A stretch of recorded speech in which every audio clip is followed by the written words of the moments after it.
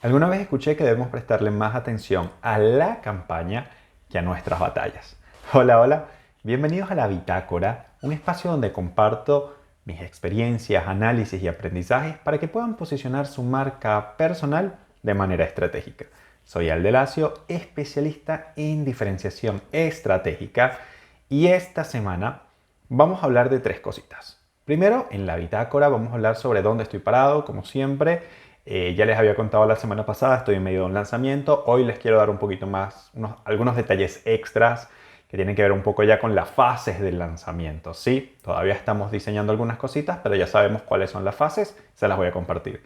Segundo, en Tierra a la Vista vamos a hablar de una marca que su factor diferencial es muy interesante porque tiene que ver con el nicho. Vamos a ver cómo al ennicharnos, al estar muy especializados en un nicho, esto puede agarrar toda la forma de la estrategia, o sea, puede tomar forma en los puntos de comunicación, en los nombres de los activos, en el vocabulario, y al mismo tiempo como esto cambia la percepción de valor que hay sobre la marca. Y por último, en el aprendizaje de esta semana, les traigo un episodio de podcast que habla sobre el auto boicot. ¿Sí? Así que espero que estén listos.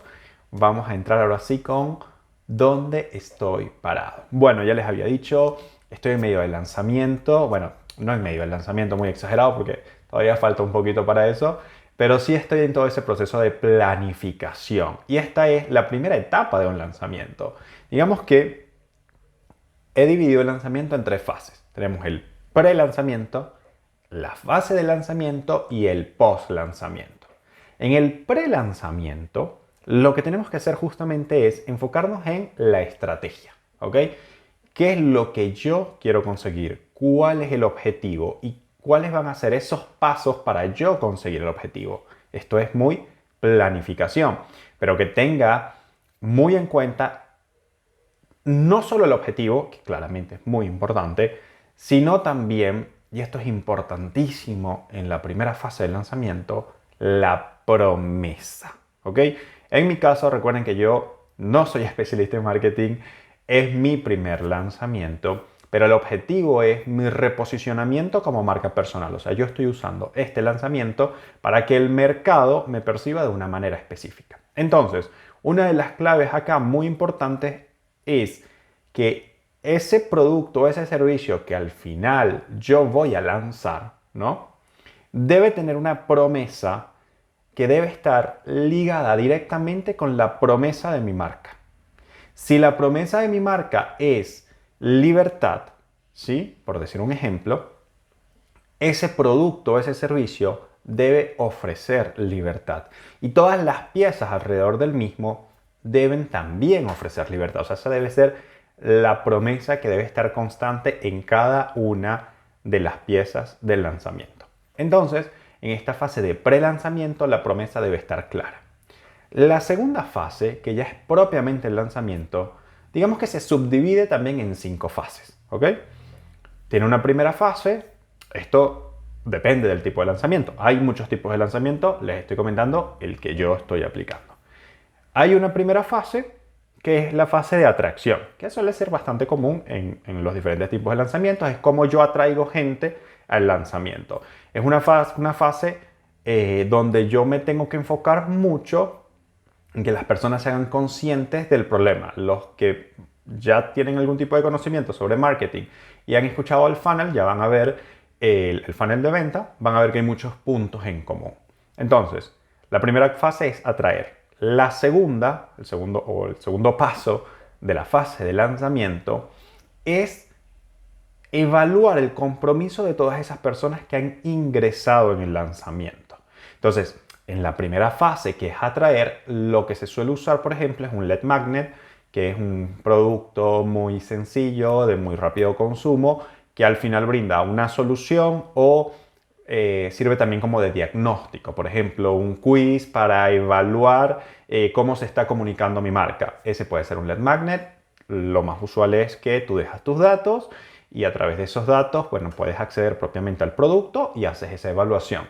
Al tener yo tus datos, ¿sí? Digamos que has entrado formalmente en ese funnel y yo puedo ir avanzando. Entonces voy al segundo paso, que es evaluar ese compromiso, ¿sí? Todas esas personas que ingresaron, que están ingresando tanto por contenido orgánico como por publicidad, por tráfico, se hace ahora una evaluación de su compromiso que al mismo tiempo le permite a esa persona solucionar ese problema que has reconocido en la primera etapa. O sea, en la primera etapa estás conociendo un problema, en la segunda etapa lo estás solucionando. O si en esa primera etapa ese lead magnet ya ofrece una primera solución, acá estamos profundizando, ¿sí? Para que esa solución sea la más indicada para ti.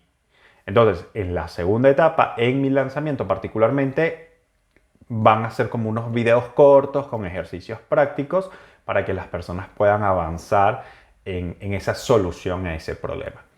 La tercera fase o el tercer paso es sumamente importante porque acá se termina de generar la confianza.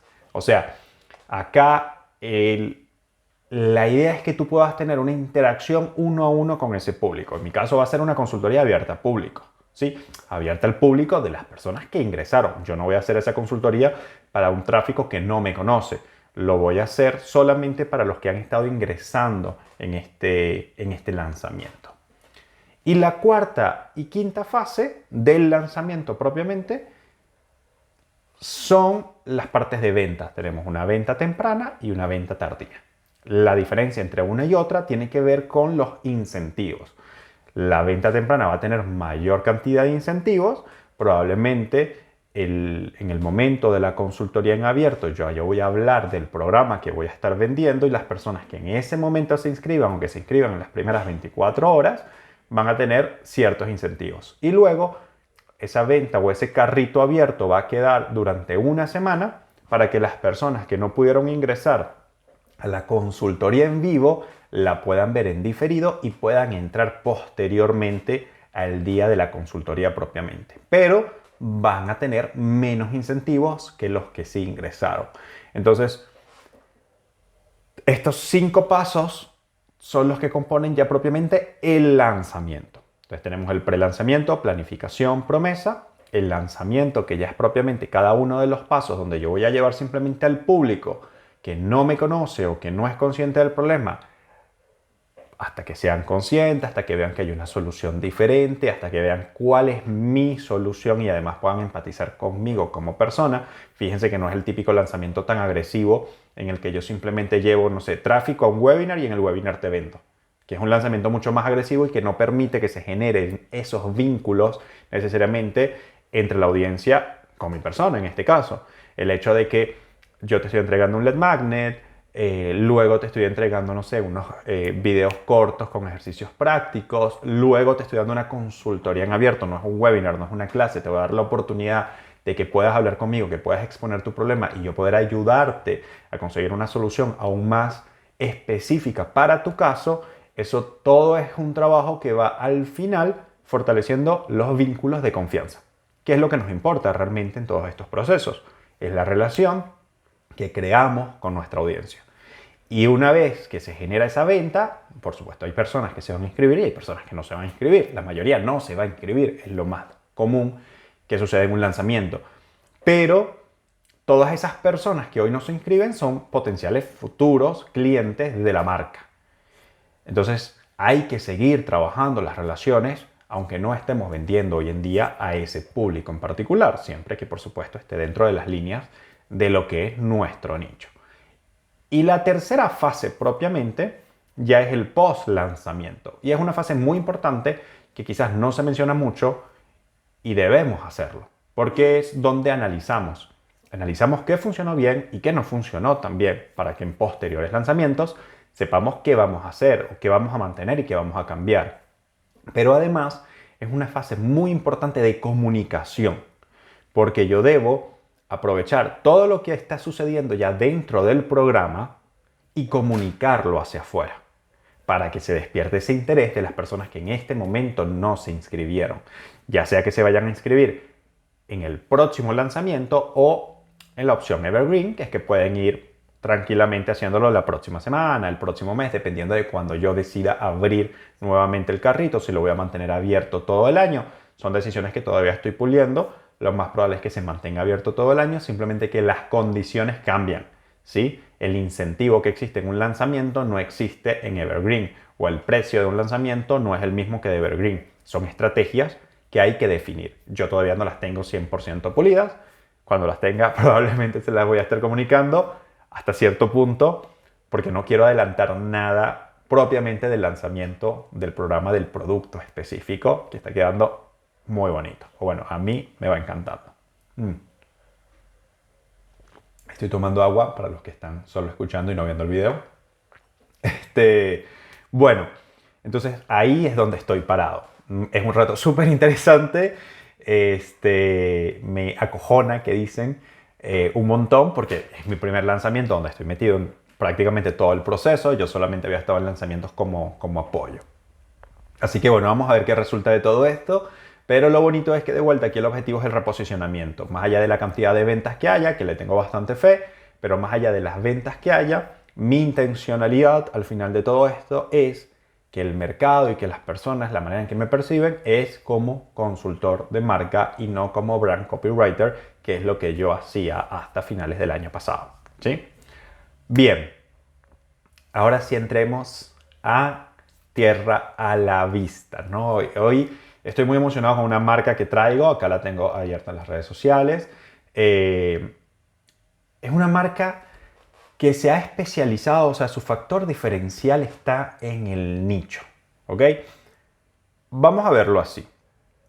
Nosotros, como marcas personales, hay un elemento que a mí me gusta llamarle el códice del posicionamiento estratégico. Y son diferentes puntos que nosotros debemos tener muy claros en nuestra estrategia para facilitar, para simplificar ese posicionamiento de marca. Uno de esos puntos es el factor diferencial. Si no hay diferenciación, no hay posicionamiento. ¿Ok? Entonces, ese factor diferencial entre una y otra marca puede cambiar. Mi factor diferencial puede ser la historia, el factor diferencial de otro consultor puede ser la promesa, puede ser la emoción predominante. O sea, hay varios elementos que podemos utilizar como factores diferenciales. ¿Ok? En el caso de hoy, Miriam Capel, su factor diferencial está completamente enlazado a su nicho. Y esto le permite a ella elevar muchísimo la percepción de valor y la autoridad de su marca. Les cuento. Miriam es farmacéutica de profesión, pero hoy en día se destaca más como consultora experta de la marca personal, los negocios y la comunicación para el sector farma, o sea, para los profesionales del sector farmacéutico. Y nos vamos a dar cuenta como este nicho o este factor diferencial se va a convertir en el eje transversal de todo lo que hace, de su comunicación, de sus programas, de sus servicios, de sus redes, de todo lo que hace. ¿Ok?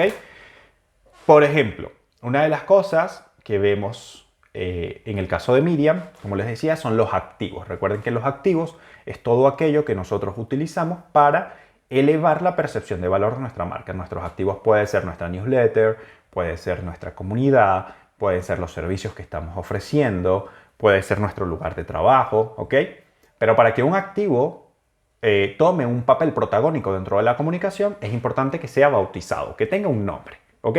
Y un nombre que por supuesto lo diferencie. Si yo simplemente hablo de que yo te ofrezco una consultoría, sabemos que hay muchas personas que te ofrecen consultoría. Si yo simplemente te hablo de que te ofrezco una consultoría de marca, es lo mismo. Hay muchísimos consultores de marca. Si yo a mi consultoría de marca le pongo un nombre estratégico, muy pronto van a saber cuál es el de mi caso, pero si yo a esa consultoría de marca le pongo un nombre estratégico, ya yo empiezo a tener un grado de diferenciación con otros profesionales. Ok, teniendo esto clave y entendiendo que en el caso de Miriam, ella se dirige al sector farmacéutico y como les decía, esto va a tomar un papel protagónico en su comunicación, vemos cosas como, voy a abrir, ya saben, mi cuadernito, que es donde está todo.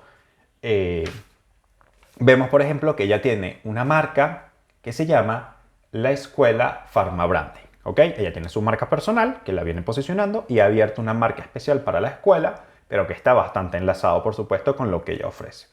O que ella tiene el programa Brand Pharma, ¿sí? O tiene un método, es un método de trabajo, que se llama ADN, que ya hemos hablado de cómo el método también nos ayuda a trabajar ese posicionamiento de marca y a elevar la percepción de valor de nuestra marca. Podemos tener un método con o sin nombre, en el caso de ella tiene nombre, si tiene nombre por supuesto va a tener mucha más fuerza y se llama ADN. Está completamente todo alineado con ese nicho con el que está hablando. Pero así como ella ha brandeado sus activos de marca, su comunidad, sus programas, su escuela, vemos también cómo esto empieza a tomar un papel protagónico en la comunicación y vemos elementos de la identidad verbal como por ejemplo influvirus. ¿Qué es un influvirus? Bueno, ella habla de los influvirus, son todos estos influencers que hoy en día están opinando sobre la salud, que no son especialistas de la salud. Y ella se refiere a ellos, a los influvirus. O ella te dice, no seas un clon, ¿no? De hecho, en su bio, en la parte de abajo hay una parte donde dice menos clones y más ADN, ¿no? Que tiene que ver con esto de la marca y de la importancia de la diferenciación de la marca personal para que no seamos percibidos uno como copia de otro, pero siempre especializado en el sector farma. Entonces, todo esto permite que su propuesta de valor sea percibida como mucho más especializada. Incluso, por supuesto, eso al final incide en los valores de los productos y vemos que ella tiene programas, por ejemplo, de 2.000, o sea, programas grupales de 2.500 euros, donde acompaña, por supuesto, en todo este proceso de la comunicación de la marca y de la creación de las bases y posicionamiento de la marca de los farmacéuticos. ¿Ok? Entonces, toda esta propuesta es percibida con mucho valor gracias a que está muy especializada en el nicho. No sería lo mismo que ella simplemente dijera, yo soy consultora de la marca personal. Ella es consultora, marca personal, especializada en el sector farma. Y le habla a su comunidad, ojo, como farma. Eso también es una de las cosas que ha brandeado dentro de su comunicación, ¿sí?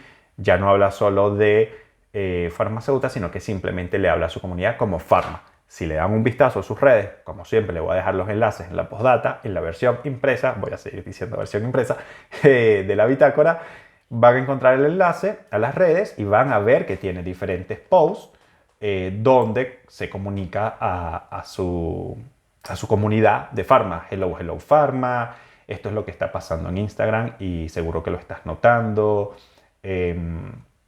O vemos, por ejemplo, dice Pharma. Si Sara está publicando su propio body oil junto a sus bañadores, ¿por qué tú no estás hablando de los dermocosméticos corporales? ¿No? Entonces siempre se está comunicando a todo el sector, a un sector completo de Pharma. Y eso también es muy interesante a nivel de posicionamiento, porque le estás hablando al sector y no simplemente a una persona, ¿no? En específico. En este caso ya le está hablando todo el sector farmacéutico.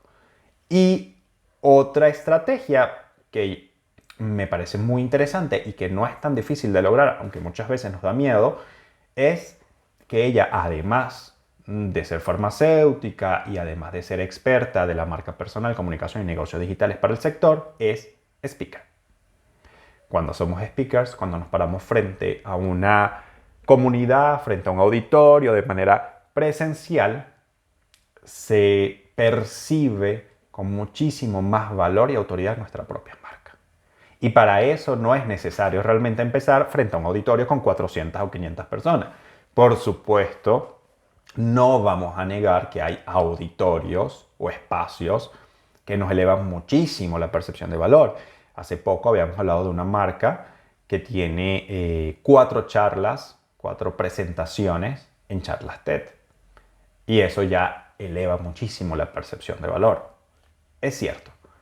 Pero que tú simplemente puedas diferenciarte de tus competidores porque ellos solamente están acá en la pantalla digital y tú, además de estar en la pantalla digital, demuestras que estás fuera de cámara. O sea, si tú simplemente estás parado frente a 5 personas y eso lo demuestras, ya eleva ese nivel de autoridad de la marca. Así que quédense con esto también de que el nicho, tal cual, los va a ayudar muchísimo a profesionalizar esa propuesta, ¿no? A que esa propuesta sea percibida con mucho más valor. Pero si además sumamos a esto diferentes acciones que podamos hacer fuera de la pantalla y las compartimos en la pantalla. Eso está buenísimo también a nivel de autoridad, ¿sí? Piénsenlo cómo pudiesen ejecutarlo para sus propias marcas. Hay muchas maneras de hacerlo. Y lo importante es que esté en coherencia con la identidad. No es necesario, de vuelta, que te pares simplemente frente a 400 personas. Quizás invitar a 5 o 6 personas a un café, hablar frente a ellos, grabar y comunicarlo, puede ser suficiente para comenzar y para ya elevar ese valor percibido y diferenciarte de otras personas que ofrecen lo mismo que estás ofreciendo en este momento. ¿Ok? Bueno, esa es la marca de la que les quería hablar, que me encantó, me gustó muchísimo. Les voy a dejar los enlaces, después denle un vistazo en profundidad porque tiene bastante para enseñarnos, ¿sí? Y bueno, para terminar, como siempre, con la bitácora, la última sección son los aprendizajes de la semana. En este episodio, en el episodio de hoy, en la bitácora de hoy, les quiero contar sobre un episodio que escuché que me gustó mucho, que se llama, del podcast Entiende tu mente, y a veces les he traído varios de ellos. Me gustan mucho los podcasts que tienen que ver con psicología, me parece que es muy importante el desarrollo personal para poder enfrentar muchos de los desafíos que requiere tener una marca personal o emprender per se. Y en el episodio de hoy hablan mucho sobre el auto-boicot, ¿sí? O sea, todas las acciones que estamos haciendo para auto-boicotearnos, para perjudicarnos, ¿ok? Entonces, les cuento un poco. Para buscar la solución, chicos, le dan play ahí al episodio que lo van a tener abajo. Pero lo que les quiero compartir más bien es cuáles son esas acciones que te pueden determinar a ti o que te pueden indicar, digamos, como un termómetro que estás cayendo en el auto-boicot. Por ejemplo, acción número 1, las metas. Cuando te pones metas exageradamente grandes, exageradamente idílicas, que ya de por sí sabes que es bastante complicado lograrlo, es una de las primeras señales. Porque en esos procesos suele suceder que nos ponemos la meta y después vamos a ir encontrando cualquier cosa de manera inconsciente para no trabajar por ello porque sabemos que no lo podemos lograr. Otra de las acciones es el lenguaje, la manera en que nos hablamos a nosotros mismos. Si tú tienes un lenguaje que anticipa en negativo, o sea, si tú vas a hacer una acción y de una vez tú estás empezando a decir, no, es que esto va a salir mal, es que esto va a generar este problema, es que esto no va a funcionar, es que ya ahí también hay una señal muy importante. Y les recomiendo que en el episodio anterior justamente estuve hablando sobre los 6 sombreros y todo lo que significa la estrategia de uso de los 6 sombreros, que si esto les está sucediendo la usen. Porque lo bueno que tienen los 6 sombreros es que nos podemos permitir criticar, pero en un momento específico. O sea, hay un momento donde nos ponemos el sombrero negro, criticamos, buscamos las debilidades, buscamos todo lo malo. Está algo sonando por la calle, no sé si lo está agarrando el micrófono, pero claramente hay algo por la calle. Bueno, ponerse, les decía, los 6 sombreros, ponerse el sombrero negro y en ese momento sí, perfecto, nos criticamos, buscamos todas las debilidades de nuestros proyectos porque no tiene nada de malo buscar esas debilidades. El problema es si nos quedamos encerrados ahí. Entonces, esa estrategia de los 6 sombreros nos permite, esa estrategia de pensamiento nos permite pasar, está bien, del momento de la crítica al momento de la creatividad, o el momento de más optimismo y de los beneficios, o el momento más analítico. ¿Ok? Y les decía, entonces tenemos una primera que tiene que ver con las metas poco realistas, una segunda que tiene que ver con el lenguaje, en la manera en que nos estamos hablando, y una tercera que tiene que ver con la importancia que le estamos dando a los otros. O sea, cuando cada vez que yo voy a hacer algo, estoy pensando mucho más en qué va a decir el otro, qué va a opinar el otro, qué van a decir de mí, en vez de pensarlo desde mi perspectiva y de lo que significa eso que quiero hacer para mí. Entonces, si ustedes están con una, con dos o con las tres, les recomiendo que se escuchen el episodio que de vuelta les voy a dejar el enlace en la versión impresa. Al final va a estar para que puedan escuchar porque ahí además nos dan, por supuesto, les van a hablar de estos 3 puntos con mucha más profundidad y mucho más conocimiento del que tengo yo, pero además les van a ofrecer soluciones, que eso es al final lo que estamos buscando. Y bueno, para cerrar la bitácora, quería hablarles sobre la reflexión con la que comencé que les decía que debemos pensar más en la campaña que en nuestras batallas. Esta reflexión la saqué en realidad de un libro que estoy leyendo que se llama Las 33 estrategias para la guerra, algo así. Yo soy bastante malo con los nombres, pero básicamente es una reflexión que me pareció muy interesante porque ¿qué es lo que sugiere esto? Que a veces nosotros enfocamos tanto en una pequeña batalla y enfocamos tantos recursos, tanta energía, tanto esfuerzo, que si sale mal, nos venimos abajo y no continuamos. Entonces debemos ser lo suficientemente estratégicos para pensar a largo plazo de cuál es ese objetivo final. Y en función a ese objetivo final, continuar. Les pongo un ejemplo que de pronto sirve un poco para ilustrar esto mejor. Yo tengo en este momento una estrategia de un lanzamiento y mi objetivo final es ese reposicionamiento de la marca. Dentro de ese objetivo final, que es el reposicionamiento de la marca y que digamos que es la campaña completa, hay un montón de acciones, un montón de pequeñas batallas que tienen que ver con el tráfico, que tienen que ver con acciones específicas, con contenido orgánico, con correos electrónicos, con la consultoría, con el lead magnet. O sea, hay un montón de pequeñas batallas que su objetivo es conseguir ese reposicionamiento. Si yo me enfoco mucho en una de esas pequeñas batallas nada más, lo que voy a hacer es un desgaste de recursos. O si una de esas pequeñas batallas no funciona y eso es suficiente para mí tirarme abajo y no continuar, ya está con un bichito por acá. Y si una de esas solas batallas no funciona y es lo suficiente para tirarme abajo y no continuar, claramente voy a perder finalmente el objetivo. En cambio, si yo entiendo que tengo todas esas batallas, desde antes puedo planificar cuáles son los recursos que voy a utilizar para cada una y de ese modo no me voy a desgastar. Entonces, por ejemplo, yo tengo un presupuesto y puedo decir, bueno, es que en esta fase voy a gastar tanto del presupuesto, en esta tanto y en esta tanto. Es que esta fase la voy a hacer en este tiempo, esta en este tiempo y esta en este tiempo. Indistintamente de lo que vaya sucediendo en el camino, hay cosas que van a salir como las tengo planificadas y cosas que no, o cosas que van a salir mejor y cosas que van a salir peor, pero hay que continuar y no venirse abajo para llegar a ese objetivo final, que en mi caso, al menos con esta estrategia, es ese reposicionamiento de mi marca. ¿Sí? Bueno, espero que esto no se haya sentido como un regaño, sino como una reflexión con la que quería terminar el episodio de hoy. Y de vuelta, muchas gracias a todos los que están escuchando. Recuerden que tienen la versión impresa, que ahí van a estar los enlaces, que van a estar también algunas capturas de la marca que hemos analizado. Igual va a estar el enlace a sus redes sociales si ustedes quieren darle un vistazo, ¿sí? Así que bueno, eso es todo por la bitácora de hoy y nos vemos en una próxima semana.